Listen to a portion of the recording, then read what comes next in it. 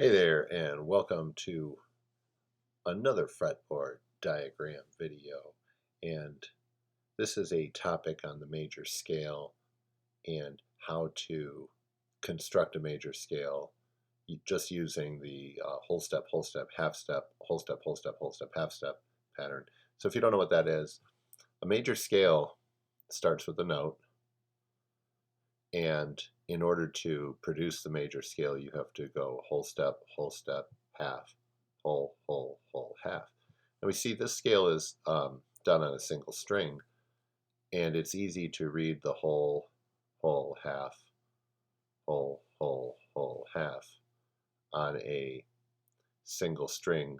But one of the questions is if we're building the major scale across the neck of the guitar and we don't want to just play on a single string, how do we know when we're playing a whole step or a half step?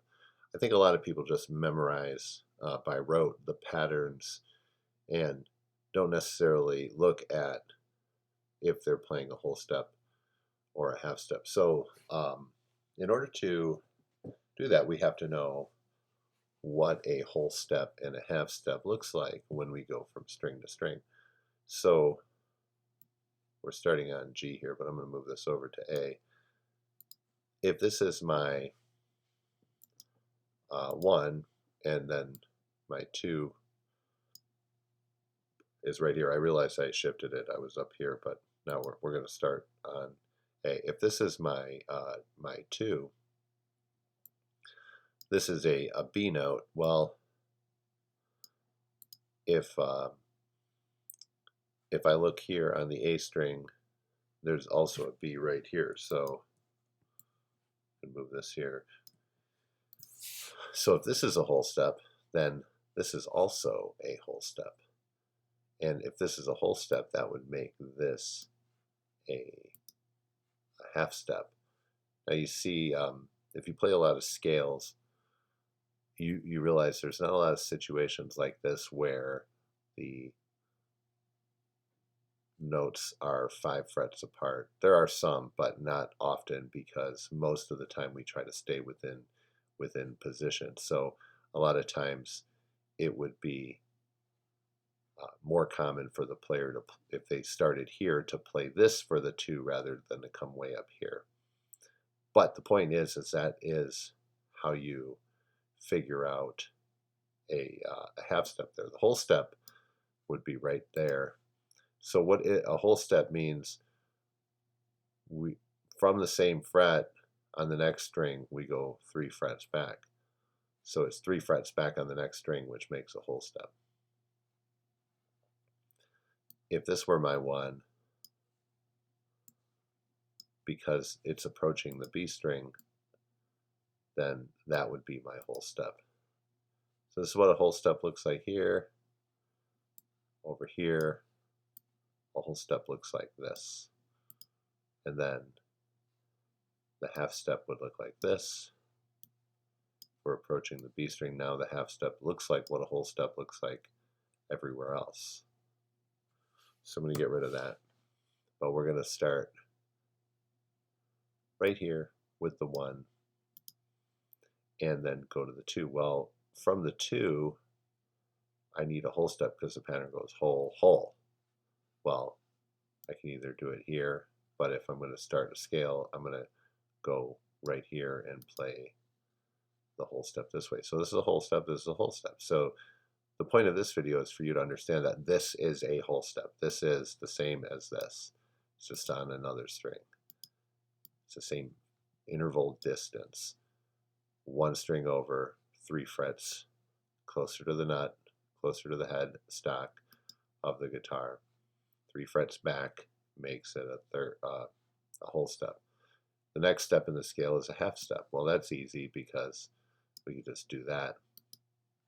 And then the next step of the scale is a whole step, so we can just do that. And then now we've got to do another whole step.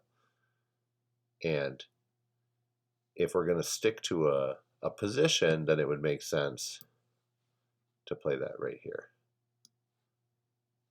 And then a whole step on the same string, And now we finish the scale with a half step. So whole, whole, half step, whole, whole, whole, half.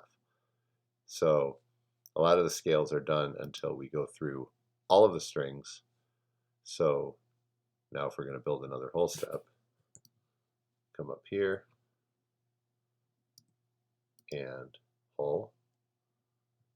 And since we still have room within our position, we go whole. And then a half step right here. And then here is where we approach the B string. So instead of this being a whole step, this would be a whole step. And then 6, whole step, to 7, whole step, which would be up here. And then 1, and then 2. So there's a whole bunch of ways that we could do this.